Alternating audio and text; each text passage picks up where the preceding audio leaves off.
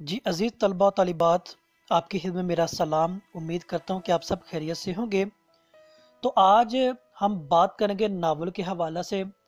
Novel जो ख़ासकर जो उर्दू ज़ुबान व अदब में जो अब्दुल हलीम शर्र का लिखा हुआ फ़रदौस बरी हैं। बहुत से तलबा तालिबात का इसरार और उनके जो सवालात वो पहुँचे हैं। आज उनके जो सवालात की रोशनी में हम इसका जो खुलासा है, कहानी या प्लाट, इसको सिर्फ आज डिस्कस करेंगे। इसको सिर्फ आज बात करेंगे।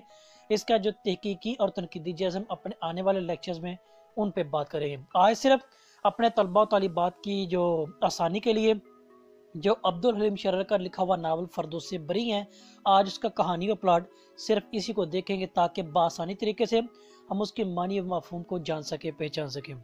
तो बिला तखीर हम अपने लेक्चर का आगाज़ करते हैं। तो अब्दुल हलीम शर्र का जो फ़रदौस बरी लिखना है ना, ये नहायत एहतसार मुख्तसर तारीख़ी एतबार से अपनी मिसाल आप है।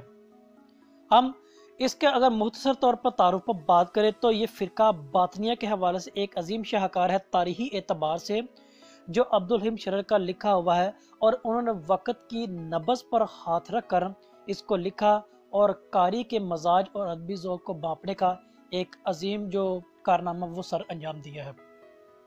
तो हम अभी सिर्फ इसके जो कहानियों पार्ट पर बात करते हैं। हम इसको तरतीब के साथ और एक हुस्न सलूक के साथ इसको समझने की कोशिश भी करेंगे। तो जैसा कि मुसन्निफ ने बयान किया कि हुसैन और ज़मुर्द अपने वालिदैन से पूछे बगैर हज के लिए घर से निकल पड़ते और 8 दिन दुश्वार गुजार रास्तों पर चलते हुए वो एक पहाड़ी मुकाम पर ठहर जाते हैं।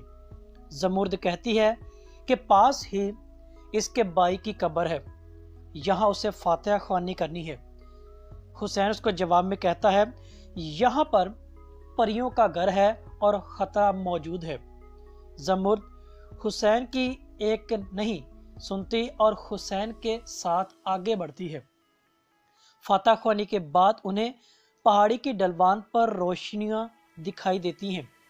इतने में खूबसूरत औरतों का एक झुंड इनके गिर्द दायरा बना लेता है। इस तरह वो अपने खोशो खवास खो बैठते हैं। जब सुबह का सूरज तलू होता है तो हुसैन आंखें खोलता है। ज़मुर्द गायब है। ज़मुर्द के भाई की कब्र पर जो कतबा था, इस पर ज़मुर्द का नाम मरकूम था। वो अपने होश खो देता है और इसी कब्र के सरहाने बैठ जाता है। जब 6 माह गुजर जाते हैं तो इसके बाद ज़मुर्द का उसे खत मिलता है और उसमें वो लिखती है, मैं बाग के फ़रदौस में बैठी हूँ और तुझसे फिर कहती हूँ कि जा और मेरी वसीयत पूरी कर। हुसैन इस बात का कुछ इदराक नहीं करता और वो उसकी कब्र पर बैठा रहता है। एक दिन उसे फिर ज़मुर्द का खत मिलता है, जिसमें कुछ दिनों बाद उस हुसैन को एक खत और मिलता है और इसमें ये इबारत मरकूम होती है, मेरी जस्तजू में तू हद से गुजर जाता है, इसलिए मैं कहती हूँ कि कोहे मूदी की मगरबी घाट पर एक बड़ा गार है जिसमें बड़े बड़े खुदाशनास चिल्ला कशी कर चुके हैं। तू जा और वहाँ चिल्ला कशी कर। चिल्ला के बाद खते मुस्ताकीम में इस गार से रवाना हो और शहर खलील जा और वहाँ के मशहूर तहखाना जहाँ याकूब और यूसुफ के जनाजे रखे हैं, लोगों की आंखों से बचकर दाखिल हो और 40 दिन इबादत और रियाजत में रहकर शहर खलब जा और मस्जिदुल समानीन में एक शख्स सबज अमामा पहने तुझे मिलेगा। इसकी अतायत गुलामी कर, वो जो कहे कर। ये शख्स जिसका नाम शेख अली वजूदी है तुझको मुझसे मिला सकता है। अब ये जो उस खत के अंदर तहरीर बामुताबिक उस खत के लिखी गई थी, अब ये है।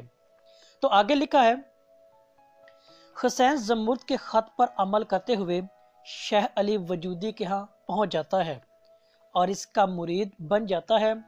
11 माह तक हुसैन शेख की खिदमत करता है और एक दिन शेख उसे कहता है कि ए हुसैन, अब ये जो लफ्ज़ अभी हम पढ़ने वाले हैं یا سننے والے ہیں، یہ اس شے کے انورٹڈ کوموں میں بیان شدہ لفظ ہیں جو خوب اس نے اس شیخ علی وجودی نے بیان کیے تھے۔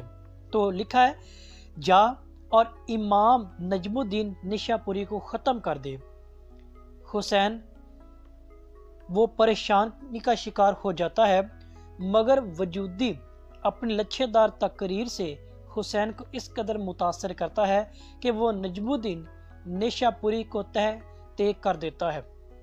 اس کے بعد وہ کاظم جنوبی کے ذریعے فردوس بری میں داخل ہو جاتا ہے۔ یہاں خور و قصور، حوض کوثر اور شراب طہور ہے۔ وہ اس جنت میں زمرد کے ساتھ رہتا ہے۔ پھر اسے مطلع کیا جاتا ہے کہ کثافت مادہ اس نورستان میں رہنے کے قابل نہیں۔ اب یہ جو ہم نے پڑھا، یہ پیرا، یہ الفاظ، یہ اس شیخ علی وجودی کے جو خوبہو انورٹڈ کوما میں تھے، اب یہ تھے۔ اس کے بعد تذکرہ کیا جاتا ہے کہ زمرد اسے نصیحت کرتی ہے کہ شیخ کی جتنی اطاعت کرو گے تم میرے پاس اتنی ہی جلدی پہنچ جاؤ گے، میرے خط کا انتظار کرنا۔ حسین پھر شیخ علی وجودی کے قدموں میں آ جاتا ہے اور اس کے کہنے پر امام نصر بن احمد کو قتل کر دیتا ہے۔ اب اسے جنت میں داخلہ نہیں ملتا اور اس کے بعد وہ زمرد کی قبر پر آ جاتا ہے۔ اسے ایک خط موصول ہوتا ہے کہ یہ خط بلقان خاتون کی خدمت میں پیش کر۔ اب بلقان خاتون خط لے کر اپنے بھائی کے ہاں جاتی ہے۔ اس کی اجازت لے کر خلاقوہاں کے ساتھ ایک بڑی فوج زمرد کی ہدایت کے مطابق لے کر فردوس بری پر حملہ آور ہو جاتی ہے۔